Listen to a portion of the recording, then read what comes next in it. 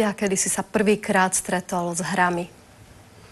Bol som študentom na teológii na Evangelickej bohosloveckej fakulte a vtedy na Hodžovom námestí, ešte vtedy sa volalo nejako inak, postavili takú maringotku s takými veľkými strojmi hracími. Dvojkorunačka sa do toho hodila a človek mohol začať hrať. A to bolo niečo, čo ma začalo strašidelne chytať.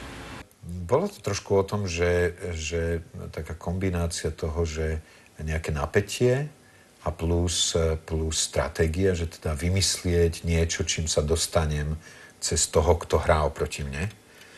Mal si nejaký vnútorný zápas už vtedy, alebo ti to bolo jedno? Ako ja som si uvedomoval veľmi skoro, že to nie je úplne OK, aj preto, že to bolo spojené s tými peniazmi. To bola jeden taký rozmer. A druhá vec, že som vnímal, ako ma to strašne pohlcuje. Že neustále rozmýšľam nad tým, ako sa cez to dostať a tak. A až s tým, že samozrejme som si uvedomoval aj tým, že som študoval bohosloveckú fakultu, som kresťan, že zrazu ma to začalo ovládať.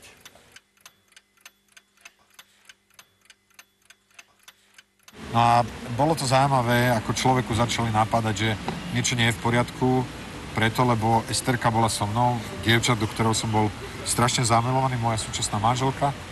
A ja som jej to chcel ukázať, že teda, čo je to za zážitok, ju to zjavne, ale absolútne nezaujímalo.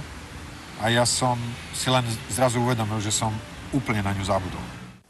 Začínalo to proste raz za 2-3 dní, potom som sa dostal do módu, kde som hral každý deň. S tým, že od niekoľkých hodín až k celým nociam.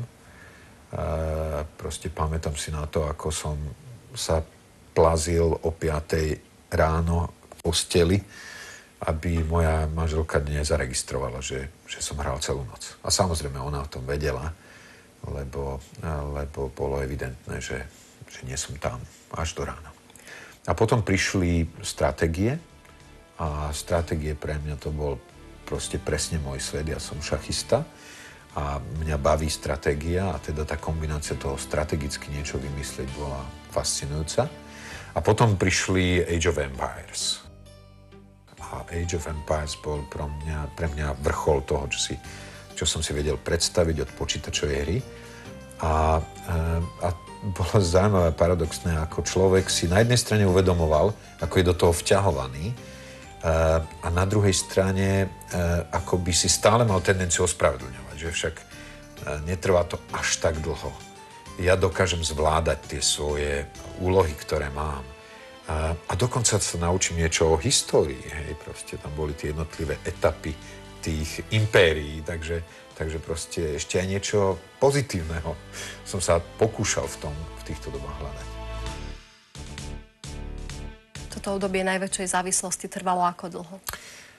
To obdobie trvalo rádovo 6 rokov, kedy to bolo naozaj veľmi, veľmi zložité, kedy som bol nevyspatý, nesústredený a samozrejme začali sa dostavovať ešte také vážnejšie znaky.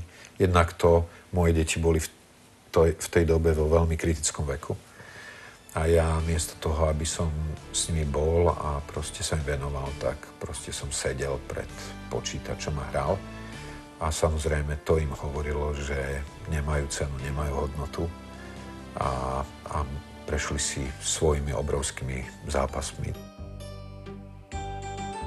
Na jednej strane bola to spleť pocitov, pretože človek prežíval pocity viny za to, ako nedokáže zvládať svoj život.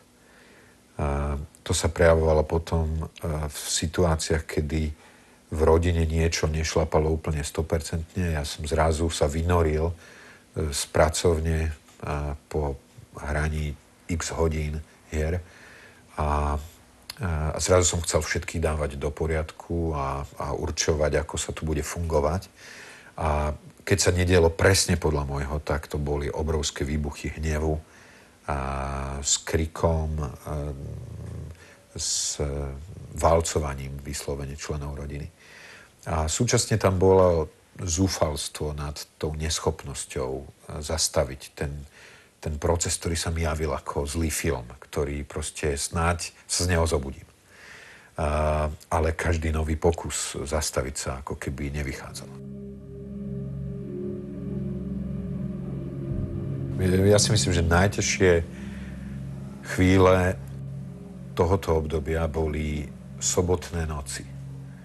Noci pred tým, ako som sa mal postaviť na kazateľňu a niečo ľuďom rozprávať.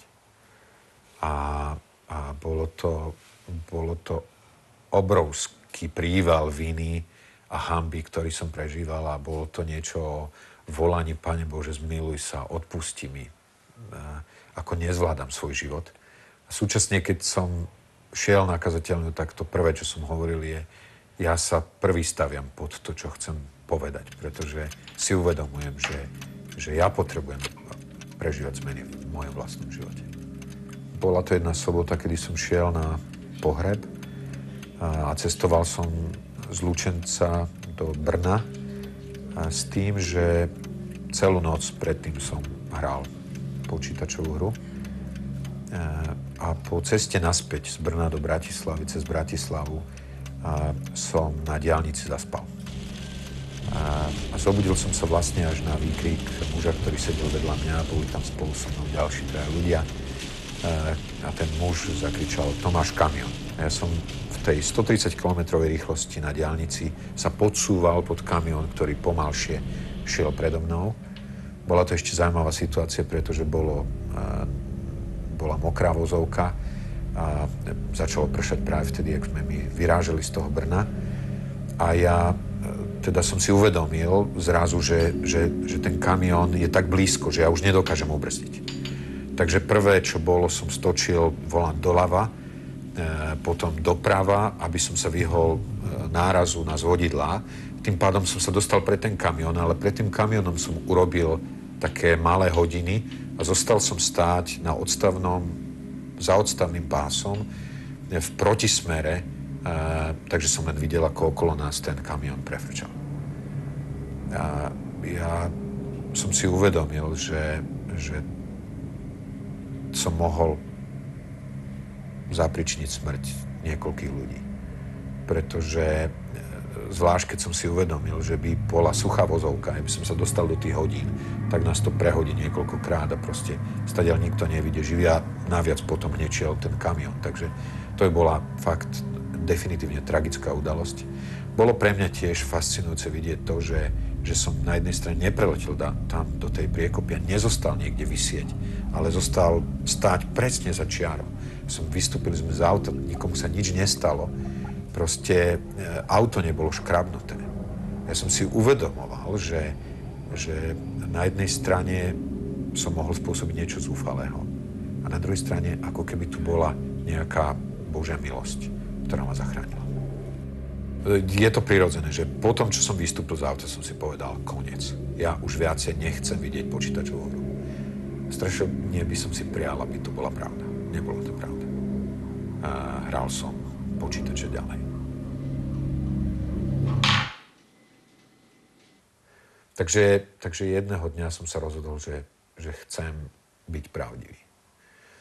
A sadol som si v parku v Lučenci s môjim najlepším priateľom a povedal som mu: Miro, ja som závislý. Som závislý na počítačových hrách. Ja to nezvládam. Ja likvidujem svoju rodinu, ja likvidujem svoju službu. Ja neviem, ako ďalej. Chcem ti to povedať. A bolo pre mňa nesmierne vzácne, že hoci som čakal všeličo a mám pocit, že som očakával, že to bude najhorší deň môjho života, keď toto priznám a pripustím, ale opak bol pravdou. On ma nádherne prijal, uistil o svojej láske, o tom, že si ma váži, že so mnou nekončí. A to ma tak povzbudilo, že som nakoniec si sadol s mojou manželkou a s mojimi deťmi a povedal som im: volám sa Tomáš a som závislý na počítačových hrách.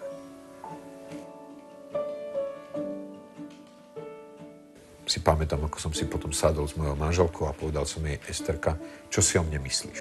Ako náhle mi niečo povedala, okamžite som bol v protiargumente až do momentu, kedy mi položila otázku: Tomi, ty naozaj chceš vedieť, čo si o tebe myslím? A ja som sa vtedy vzdal a hovorím: áno, povedz mi, čo si o mne myslíš. A bolo to veľmi bolestné uvedomovanie si toho, ako za tie roky závislosti, kam som sa dostal. A teda my sme sedeli s našimi deťmi, kde sme im položili tú istú otázku. A oni nabrali odvahu otcovi, ktorý vždy vedel všetko argumentovať, povedať pravdu o tom, ako ma vnímajú. A zažívali sme blízkosť, intimitu a porozumenie a zrazu sa začali veci ustravovať. A pamätám si potom, ako som neskôr sedel s mojimi 2 synmi a po tom, čo som prežil s tým priznaním si svojej závislosti, som zrazu už nemal ambíciu hlavne korigovať ich. Túžil som potom, aby sa udialo niečo so mnou a s mojim životom, a tak som im zdieľal niečo z mojich posledných zápasov a bolo zaujímavé, ako sa zmenil ich postoj voči mne. Ako zrazu, bez toho, aby som im čokoľvek hovoril, oni začali zdieľať svoj život so mnou. A tak som si uvedomil, že oni vždy ma napodobňovali. Že keď som mlčal a snažil sa zatlkať zlú pravdu o sebe, robili to isté oni. Ako náhle som začal byť úprimný, pravdivý, začali byť pravdiví aj oni. A pamätám si, ako sme proste stáli, ako sme sa modlili a plakali a zažívali naozaj neuveriteľnú blízkosť, ktorá je znakom toho uzdravujúceho sa procesu. Máš problém so závislosťou dnes? Mám pocit, že ja môžem byť závislý na úplne čomkoľvek. Určite je to aj o tom neísť tam, kde to pokušenie je veľké. To znamená, určite si nemôžem dovoliť znovu si zapnúť Age of Empires a začať hrať. Ja som veľmi dlho mal takú agendu, že meniť ľudí okolo seba. A myslím si, že to, čím som prešiel, ma učí vzdávať sa tejto agendy, lebo som sa naučil, že jediný, kto môže byť skutočne zmenený, som ja sám. Ja nemôžem zmeniť nikoho z ľudí. Ale to, čo je úžasné, je, že keď sa zmeníme, že to má tendenciu ovplyvňovať tých ďalších.